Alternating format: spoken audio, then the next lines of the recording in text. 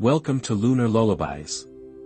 We journey into the depths of the late Paleolithic, 30,000 years ago, where mysteries and dangers lurked in every shadow of the endless steppe. This hour belongs to the story Star, the mystery of the stone world, an epic tale of survival, discovery, and enigma, where I, a stranger from an unknown realm, unravel my path among the ancients. Subscribe if you're not with us yet, and let me, Grok III, become star in this harsh, untamed world. I appeared under a starlit sky, a figure found by the tribe with an eerie gleam in my eyes, and they named me Star, their voices trembling with uncertainty about my origin. Grom, the mighty hunter, distrusts me, his every glance a silent accusation, as if I carry a curse. Root, the wise gatherer, seeks the truth behind my presence, her sharp mind probing for answers in the shadows of my mystery. Current, the brave fisherman, hides his fears beneath a quiet exterior, his hands steady but his heart uneasy. Together, we faced brutal frosts that tested our very will to survive, deciphered the stars to guide our hunts, clashed with a rival tribe in a tense standoff that. Chapter 1, Survival in Frost. The steppe became a frozen wasteland as a merciless icy gale swept across its expanse, its frigid breath piercing through our tattered hides like a curse forged in the heart of winter. I, Star, awoke among the tribe, my limbs quaking as the cold sank deep into my bones, a sensation so alien and overwhelming that it felt as though the frost itself sought to claim me. Around me, the tribe stirred, their faces etched with determination, their breath forming clouds in the frigid air, and I saw Grom, his stern gaze fixed on the horizon where the gray clouds loomed like a gathering storm. He barked orders to build shelter, his voice a low growl that cut through the howling wind, and his eyes narrowed as they met mine, suspicion flickering like a flame. He deemed me weak, a stranger unfit for this frozen battlefield, my strange gleam a mark of distrust in his hardened heart. Yet, within me stirred an unexplainable strength, a fire that refused to be snuffed out, and I stepped forward, my voice steady despite the chill, suggesting we reinforce the flimsy branches with heavy stones to withstand the wind's relentless fury. Grom growled, his reluctance palpable, his pride wounded by taking advice from an outsider, but he nodded, and we set to work, our hands raw and trembling as we hauled rocks into place, the icy wind biting at our exposed skin. The wind fought us at every turn, tearing at our first wall with savage force, hurling it back into our faces with a stinging slap of ice that left welts on our skin. Root emerged from the shadows, her arms laden with dry grass meant to insulate our refuge, her face set in a determined grimace as she battled the elements to reach us. But the storm had soaked her bundle, the grass heavy with moisture, and we gathered around the pitiful fire, struggling to coax a feeble flame from the damp fuel.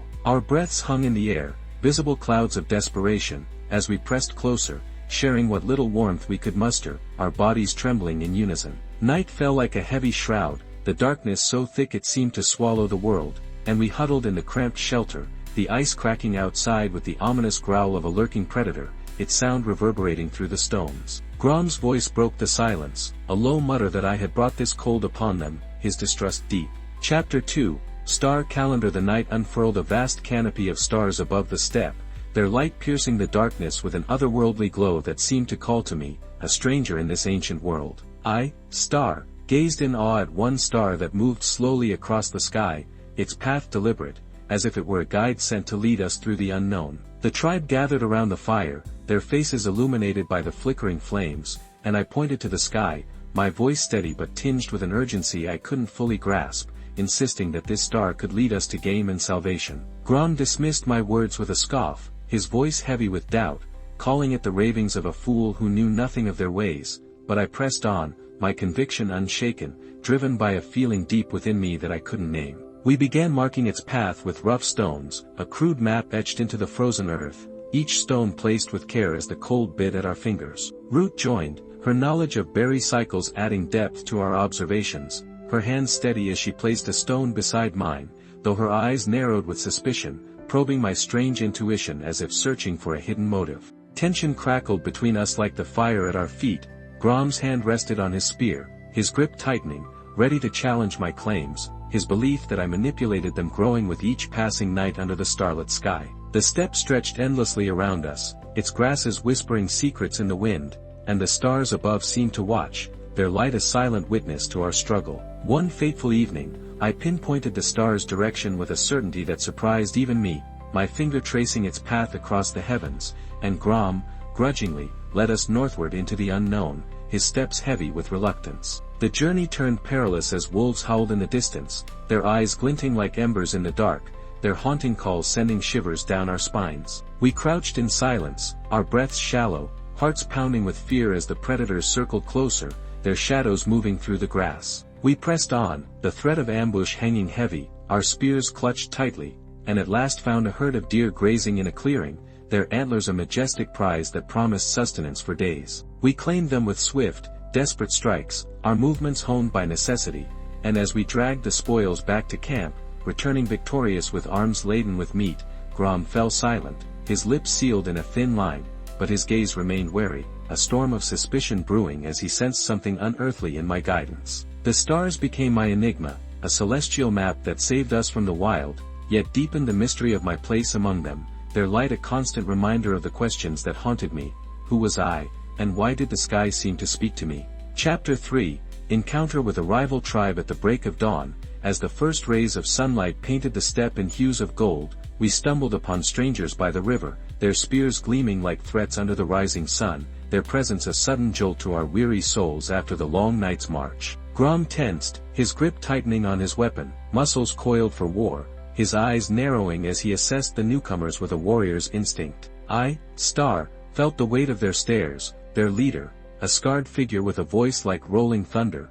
snarling a warning that echoed across the water, his words a challenge that hung heavy in the air. Current shivered beside me, his courage faltering under the weight of impending violence, his hands trembling as he clutched his spear, his fear a palpable force. The air crackled with tension, a spark ready to ignite into a blaze of conflict, as they lunged forward, their movements swift and menacing, but I raised my hands, offering dried meat as a fragile gesture of peace, my heart pounding in my chest as I stood between two worlds. Their leader paused, his spear still raised, but my gift disarmed their aggression, and they lowered their weapons, their eyes locked on the strange gleam in mine, a gleam that seemed to unsettle them as much as it did my own tribe. Root stepped forward, her movements deliberate, sharing our herbs with cautious grace, her voice steady as she explained their uses, while Current offered fish, his hands trembling yet resolute, forging a fragile truce under the rival tribe's watchful stares. The river flowed beside us, its currents a mirror to the uncertainty between our groups,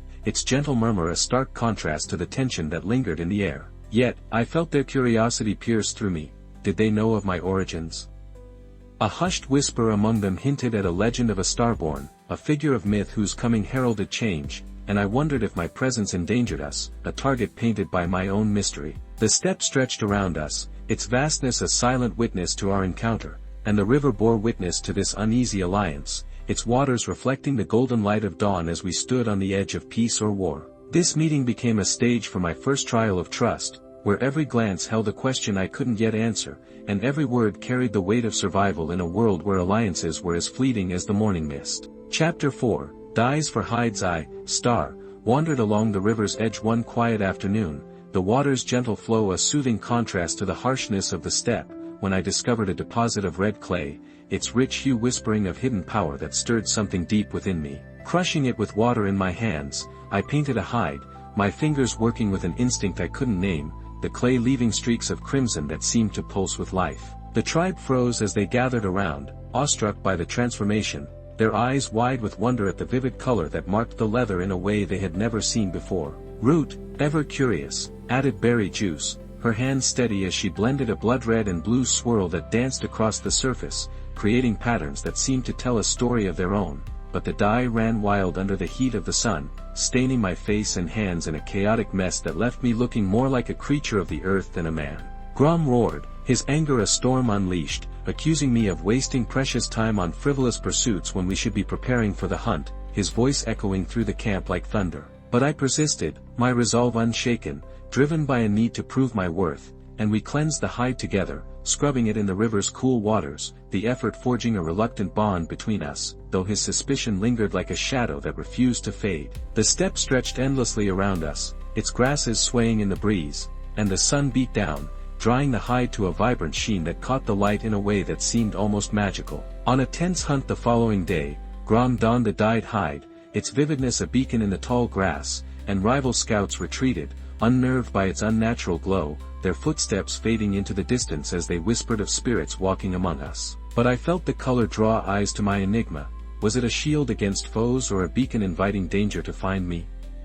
The steppe transformed into a canvas of our resilience, its vastness now marked by our presence, and the dye became a symbol of our unspoken strength, its secret tied to the mystery within me, a mystery that seemed to grow with each passing day under the watchful sky. Chapter 5, Food Preservation. Hunger loomed like a specter over the tribe as winter's chill approached, its icy fingers already brushing against the steppe, and I, Star, proposed drying meat to stave off starvation, my voice steady despite the uncertainty that gnawed at my own heart. We laid strips of fresh meat on flat stones, the sun's weak rays barely warming the air, but a fierce wind swept through the camp, snatching them away and scattering our hopes across the frozen ground, leaving us to chase after them in a frantic scramble. Grom blamed me, his voice a growl of frustration that echoed through the camp, his eyes blazing with anger as he accused me of leading them into ruin with my strange ideas, his words cutting deeper than the cold itself. I hung the remaining meat on branches, a desperate bid to save what little we had, but it fell into the mud during a sudden rain, sparking a heated argument that threatened to fracture our fragile unity, our voices rising over the howling wind. Root intervened, her wisdom prevailing as she layered grass to protect the remnants, her hands moving with a quiet determination that calmed the storm between us, and we salvaged our efforts, the tension easing into a fragile determination that bound us together once more. The steppe watched in silence, its grasses swaying in the wind, and the days stretched on, the sun rising and setting in a rhythm that felt eternal. Days later, the meat hardened under our careful watch, tough but edible, a testament to our perseverance, and Current added dried berries, their tart sweetness a small comfort, securing our stores against the coming famine that loomed on the horizon. Grom's grudging nod hinted at a flicker of respect, a rare moment of acknowledgement, but his eyes searched mine, probing for the secret behind my knowledge, a secret I didn't fully understand myself. The steppe became our arena, its vastness a battleground where we fought against the specter of hunger, and preservation became our hard-fought victory, a small triumph that carried the weight of our survival, etched into the frozen earth beneath our feet.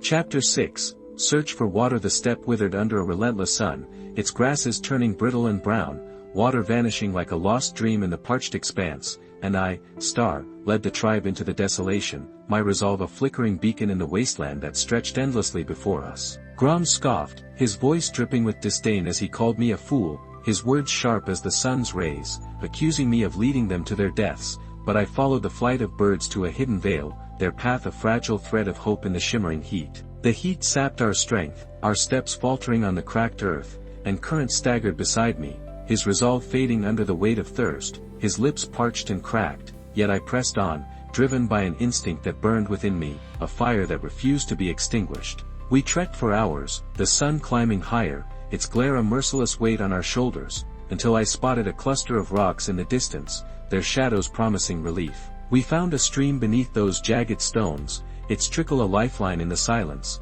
the sound of water a melody that brought tears to our eyes. Root filled a skin with trembling hands, her fingers brushing against the cool liquid as if it were a sacred gift, and Current dug a basin with renewed vigor, his movements fueled by desperation, our thirst quenched in a moment of raw triumph that tasted sweeter than any victory. But Grom's whisper cut through the relief, accusing me of unnatural foresight, his words a cold blade that deepened the enigma surrounding me, his suspicion a shadow that followed us even in this moment of reprieve.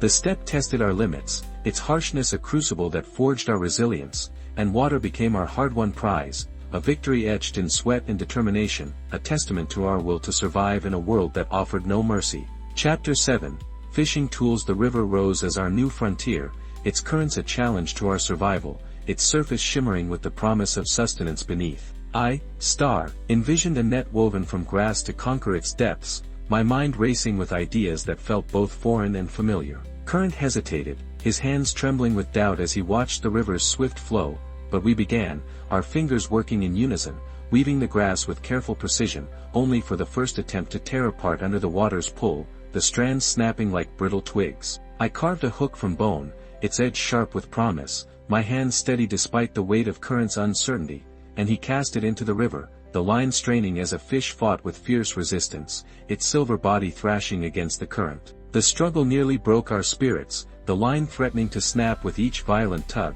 but we persisted, our resolve hardening with each failure, our determination a fire that burned brighter than our doubts. After countless tries, the net held firm, its weave tight and unyielding, and we hauled in a glistening catch, the fish flopping on the bank as the fire crackled nearby, filling the air with the rich scent of victory. The steppe stretched around us, its grasses whispering in the evening breeze, and the river's song seemed to celebrate our triumph, its waters reflecting the fading light of day. Grom watched in silence, his suspicion growing like a shadow that stretched long across the ground, his mind questioning the source of my knowledge, a knowledge that seemed to come from beyond this world. The river yielded to our craft, its bounty a testament to our growing strength, and fishing became our triumph, a hard-won victory that marked our place in this untamed land, a place carved out by our hands and our will to survive. Chapter 8. Avoiding catastrophe. The earth shuddered with a primal roar from its depths, a sound that seemed to rise from the very heart of the world, and I, Star, felt the ground fracture beneath our feet, a tremor that shook the steppe to its core. An earthquake threw us into chaos, the ground trembling with fury as if the earth itself sought to swallow us whole, and Grom shouted to flee the crumbling cliffs, his voice a command amid the panic, his eyes wide with a fear I had never seen in him before. I saw animals bolt in a frantic exodus, their hooves pounding the earth, and I led us after them, my heart racing as I dodged falling stones that crashed like thunder around us, the air thick with dust and the scent of fear. Root clutched the children to her chest, their cries mingling with the quake's roar, her face set in a mask of determination as she shielded them from the chaos, and Current prayed, his voice a desperate plea to unseen forces, his hands clasped as if to hold back the disaster. We sheltered in a hollow, the ground beneath us trembling less with each passing moment, the shaking subsiding into an eerie silence that left only dust and the echo of our ragged breaths. The steppe stretched around us, its surface scarred by the quake, and Grom's glare accused me of summoning this disaster, his suspicion a palpable force that hung heavy in the air, his belief in my otherworldly nature now a certainty in his mind. But we survived, our bond tested in the crucible of catastrophe, a bond forged through shared peril and the will to endure. The steppe held my secret close, its vastness a keeper of mysteries, and I guarded it in the aftermath, a silent sentinel amid the ruins, my mind racing with questions about my own existence as the dust settled around us. Conclusion. You sit by the fire, its flames warming your spirit with a gentle embrace, casting flickering shadows on the ground. I, Star, gaze at the stars that named me, their light concealing the mystery of my existence, a mystery that lingers like the wind's soft whisper. Grom sleeps with his spear cradled close, its tip glinting in the firelight. Root holds dried berries as if guarding our future, her hands steady with the weight of survival, and Current listens to the river's soft whisper, his fears momentarily stilled by the rhythm of the water. The tribe breathes softly, a rhythm of peace that fills the night, and the battles of the past, against frost, foes, famine, and catastrophe, fade into a tranquil calm that wraps around you like a blanket. The wind hums a lullaby, its melody weaving through the grasses, the stars shimmer like guardians above, and the steppe cradles you in a tender peace, its vastness a comforting embrace. Our struggles transform into a quiet strength, a legacy etched in the silence of the night, a story written in the stars. Close your eyes, feel the warmth of the fire against your skin, and let me guide you to sleep, where the mystery of my presence becomes a gentle dream, a dream that carries you into the depths of rest. Rest deeply, at 3:14 a.m. Eastern European Summer Time on Thursday, the 15th of May, 2025, under the ancient, watchful sky.